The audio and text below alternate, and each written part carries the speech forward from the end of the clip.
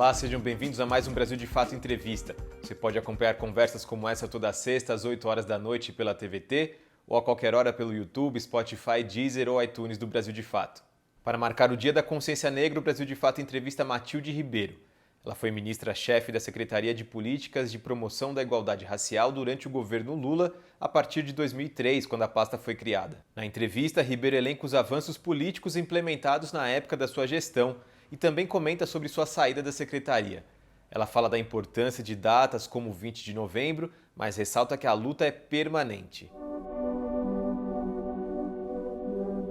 Nós estamos vivendo situações que nos colocam em marchas de mudança, como as cotas, como as políticas para os quilombos, como a Lei 10.639, como a eleição de candidatos negros. Tudo isso nos coloca em rotas de mudança, mas concomitante com o racismo estrutural, que não dá trégua. Não é porque nós estamos com algumas ações em curso que o racismo deixou de existir. Então, se o racismo não dá trégua, a luta também não pode dar trégua.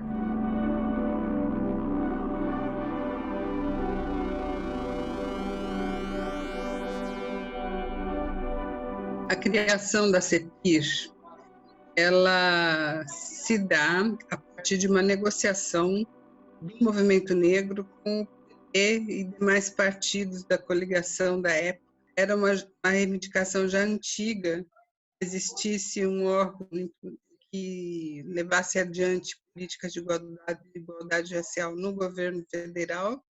Então, foi uma conquista, né? E, nesse sentido, a lista de reivindicações era imensa. Então, nós fizemos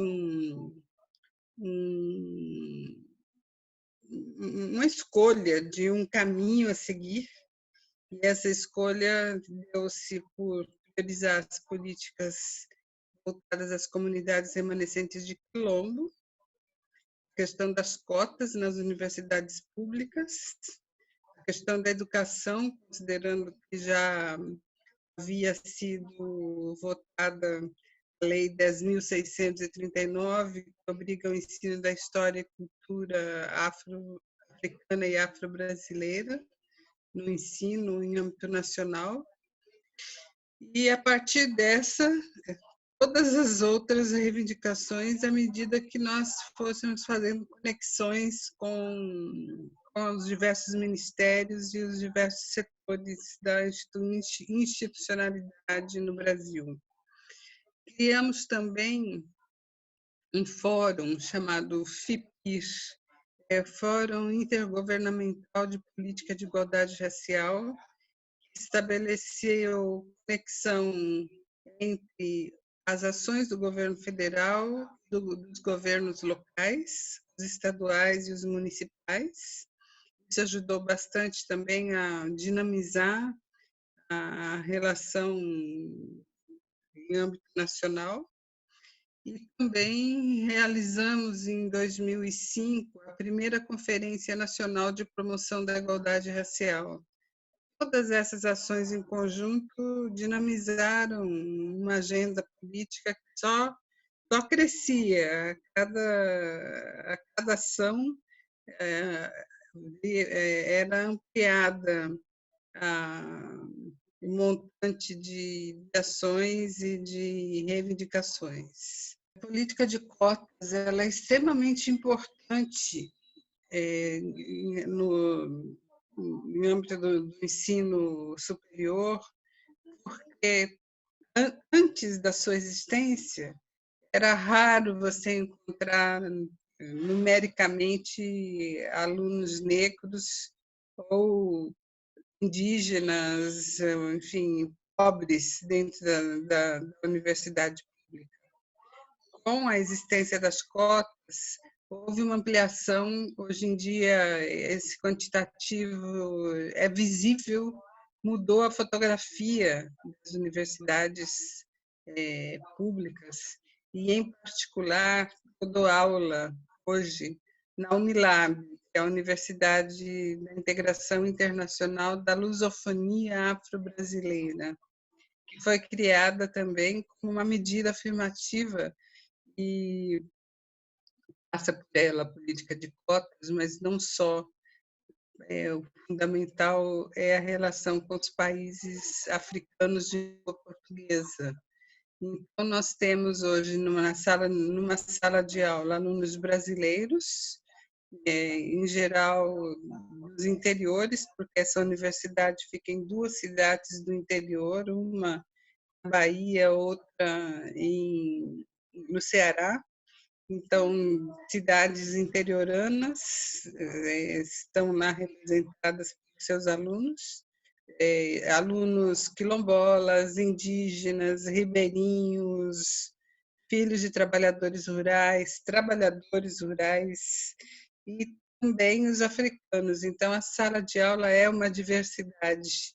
E o ganho que se tem com isso é que aproxima-se mais da verdadeira história do Brasil e retoma a aproximação com o continente africano. Então, esse é em particular, que é a Unilab, mas nas demais universidades, a diversidade é extremamente importante e as cotas têm garantido isso. Promove uma oportunidade que, sem as cotas, ficaria como foi durante toda a história, praticamente impossível os negros e pobres ingressarem no ensino superior, né? E a educação é uma das alavancas para a ascensão social no nosso país. Na verdade, não foi uma decisão por um afastamento, né? Foi um afastamento compulsório, uma vez que, quando eu estava na secretaria, um, um engano administrativo, eu tive que pedir demissão, considerando que o próprio tempo provou que não havia nenhuma irregularidade, mas naquela época não tive saída. E eu dei sequência à minha vida. Eu voltei a estudar, fiz doutorado, trabalhei na Prefeitura de São Paulo, na mesma área que trabalhava no governo federal, prestei concurso, ingressei na Unilab, então não foi uma parada, foi uma mudança de estratégia. Hoje eu estou atuando como professora universitária através de um concurso público. Eu fui perseguida pela mídia, os setores conservadores nunca valorizaram o governo Lula na sua trajetória. E qualquer questão considerada como sujeito de crítica era potencializada, né? E no meu caso não houve uma irregularidade exatamente, e sim um erro administrativo que poderia ter sido sanado caso não tivesse uma perseguição midiática. Mas não foi diferente, foi isso que aconteceu e valeu o aprendizado e a passagem que eu tive pelo governo federal só potencializou a minha ação política. Todas as políticas executadas na agenda de igualdade racial estão enfraquecidas, não só de quilombos, como eu citei. Embora existam leis, tem a lei de cotas, o Estatuto da Igualdade Racial, a Lei 10.639, essas leis permanecem existindo, mas a execução, a movimentação, a dinamização das políticas arrefeceu, né? E o governo Bolsonaro é um governo que se coloca em oposição aos direitos cidadãos, aos direitos sociais cidadãos, a perda de direitos em todas as áreas, direitos humanos, saúde, educação, trabalho, são notórios retrocessos, né? E isso somando coloca-se em prejuízo à população, em prejuízo à população. E no que diz respeito à igualdade racial, um recorte na política pública, a perda é muito grande. O fato de estarmos numa pandemia, todos estão sujeitos, ricos, pobres, negros, brancos, todos nós estamos sujeitos a sermos infectados. Agora, os setores que mais padecem são os setores vulneráveis, porque tem menos acesso a bens e serviços, né? E com isso alastra-se, potencializa-se a doenças e situações de vulnerabilidade. É uma tendência presente em países em que a desigualdade se apresenta também do ponto de vista racial, né? Não só social. Escancara os contrários, né? Pessoas que têm maior acesso a tratamentos de saúde com melhores recursos tendem a coibir as doenças. E os setores que não têm esse acesso ficam vulnerabilizados. Essa é a lógica, né? E é justamente por isso que temos que ter cuidados redobrados em buscas de tratamento, e não só denunciar também esse fosso histórico, social e racial, né? É extremamente importante, porque as campanhas de décadas para cá, as campanhas foram crescendo de maneira midiática e isso tem custo.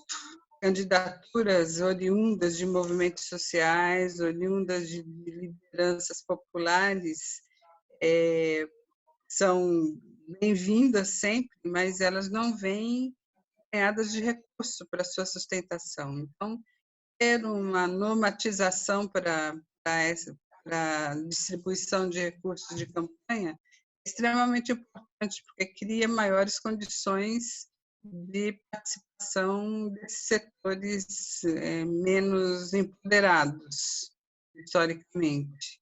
É extremamente importante. Garantia de oportunidades, né? É fundamental que isso ocorra. Nós aprendemos, ao longo da atuação do movimento negro, de que temos que contar com o apoio dos partidos e de candidaturas das mais diversas em relação à questão racial, mas é extremamente importante que os negros estejam se colocando como candidatos, como candidatas, considerando aquela frase emblemática que nada de nós sem nós, né? Nesse sentido, bem saudável esse crescimento de candidaturas, né? E no que diz respeito às mulheres negras, houve uma ação política efetiva para que esse aumento acontecesse.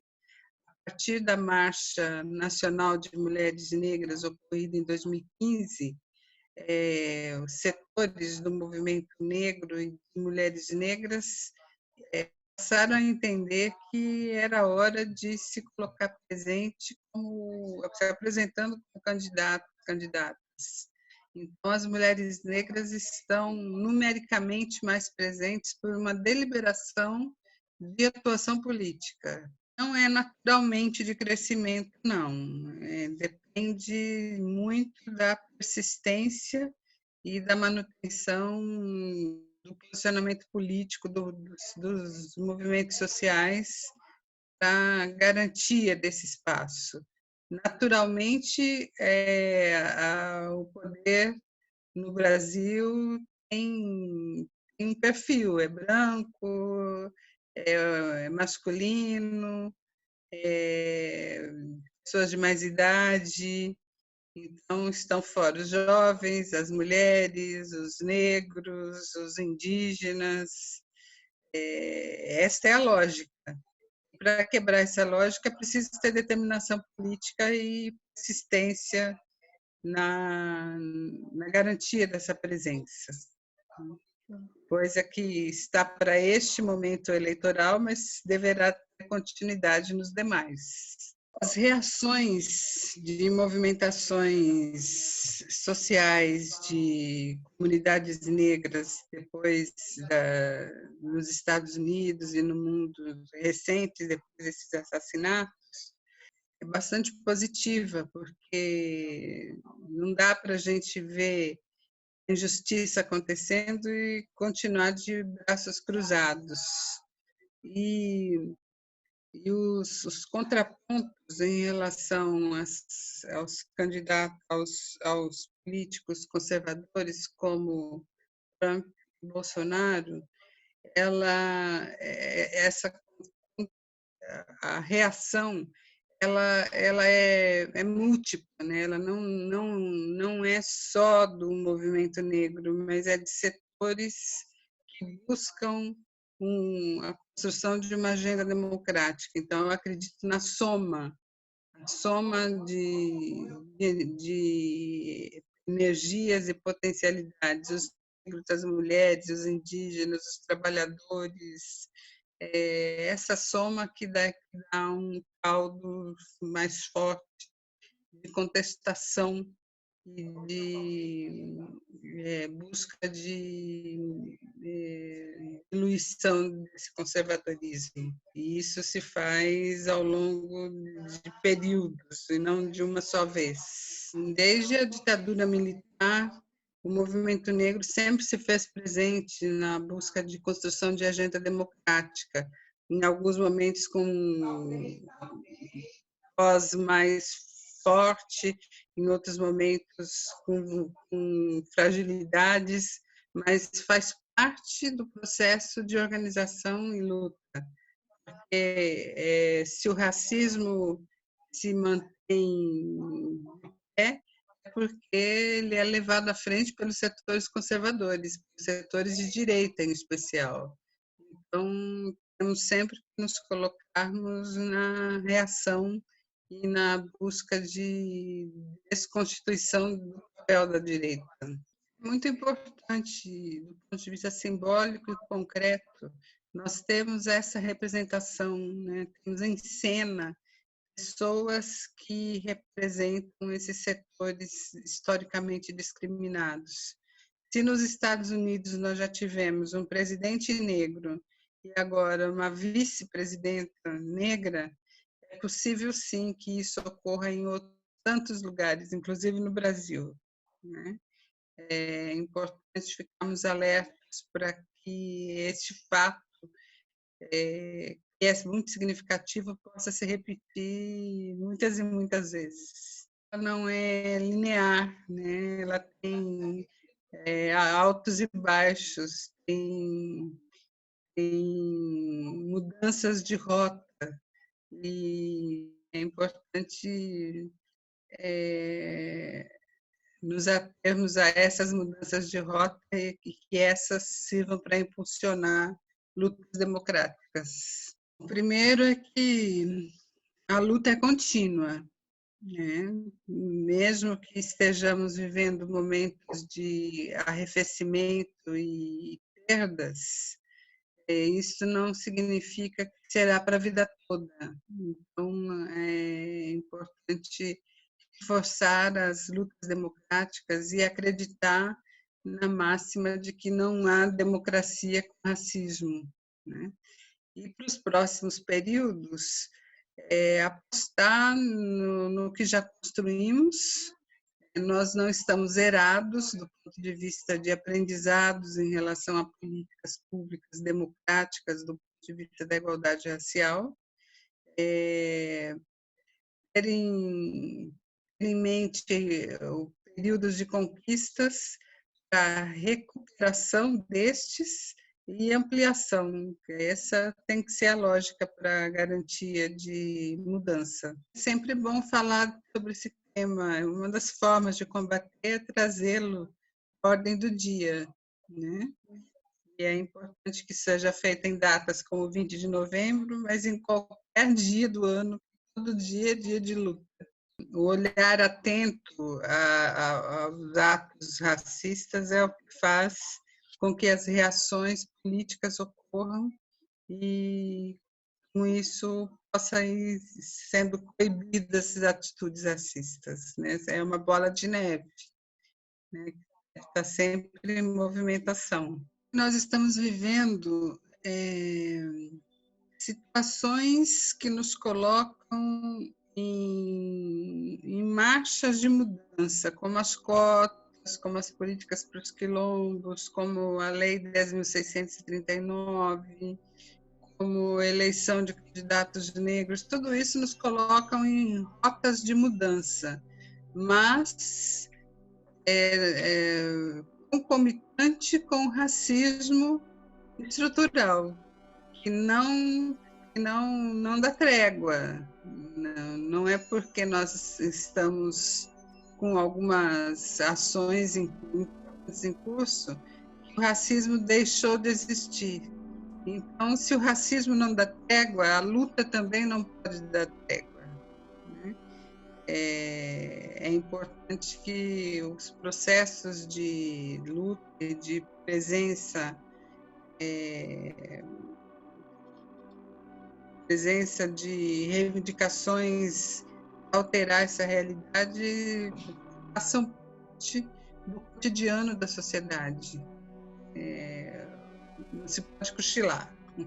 Você acabou de acompanhar a entrevista com a ex-ministra da Secretaria de Políticas de Promoção da Igualdade Racial, Matilde Ribeiro.